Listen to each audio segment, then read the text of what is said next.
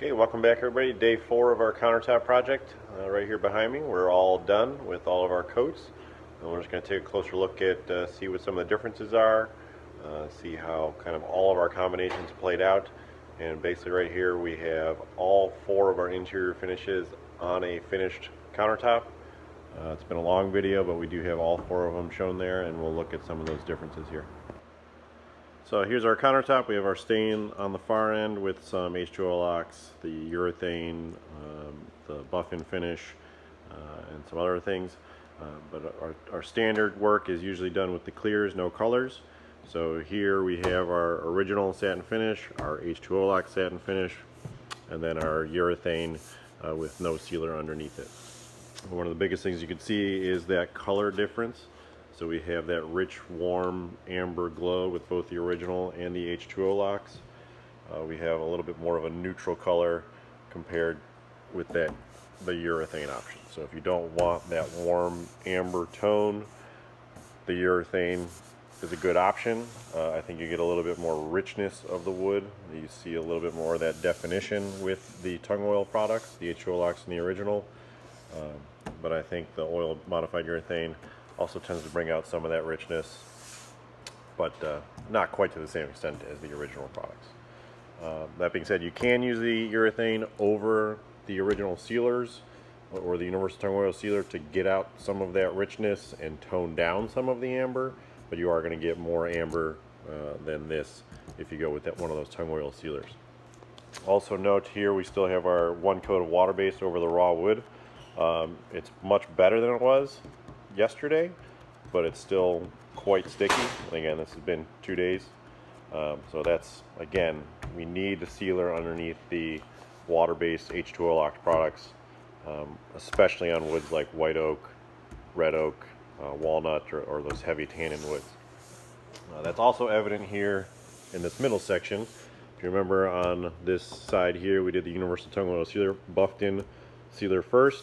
We got a really good seal, we got a very good consistent color. Again, I think it's very hard to see any difference between the original and the H2O locks. But what we see here is we used our original sealer finish first for 1 coat with the original satin finish for 2 coats on top. It looks pretty good. On the H2O locks portion, we do have a bit more darkening of the wood, and a lot of that is, again, that water and tannin interaction. So especially here where we didn't have any sealer, you see that dark stripe there. And then in more of these open grains, it kind of enhances some of the darker look. So if you compare the original and the H2O locks over just 1 coat of original sealer and finish, you will see some of the darker color with that H2O locks. And a lot of that's due to the tannins interacting with the water, and the dryers in the H2O locks is going to darken anywhere where it's getting to raw wood. So it didn't fully seal with that 1 coat of sealer finish. Here we are over our stains, and you can see the H2O locks and the original both have much more of an amber tone to them over that gray stain. Definitely more so with the H2O locks. So remember, this one is sanded to 80 grit, so it's going to be the darkest and the grayest. These were both a higher grit sanding, so they're a little more closed off, so you have a little less color overall. But you have a significant amber tone with that H2O locks and the original over the grays. Then we go to our urethane over those grays, and it's a much cleaner color. Again, that goes back to, you have no tung oil, no linseed oil, so it's not going to really yellow or amber out. You still have some of the oil richness in there, so even on these unstained areas you do have some of that richness, but it's much more toned down compared to the original products, as you can see. Finally, we have our TrueTone. This really looks and feels unfinished. It is still finished, but you have very little color change there from the actual stain color. And if you get down low, I mean, it really looks like there's no finish on there whatsoever. But you're still sealed, you're still waterproof.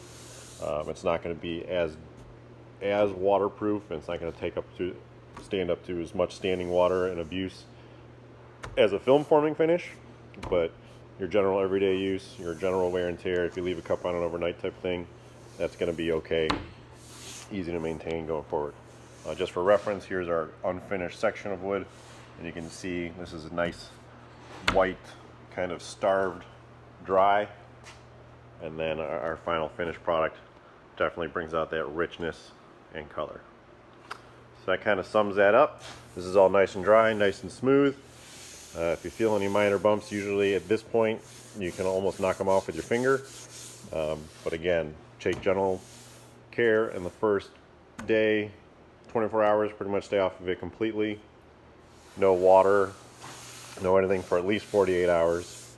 And then once you get to that 7-day mark, that's really when you can start using it like your normal countertop. Wash it, clean it, whatever it is. Just be very careful in that first 7 days, no standing water while it's setting up and curing and getting ready for that abuse. So that concludes our countertop project.